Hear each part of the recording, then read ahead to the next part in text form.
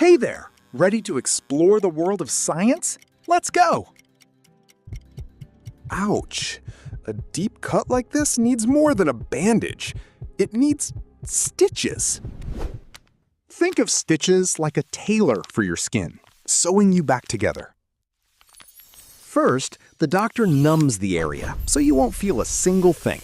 Easy peasy. Meet the stars, a curved surgical needle and super strong sterile thread.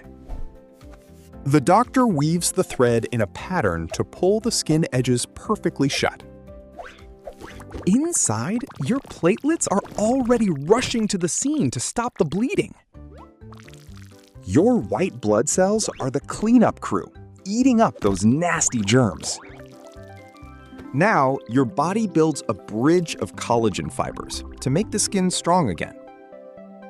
Once the skin is healed, the doctor snips the thread and pulls it right out.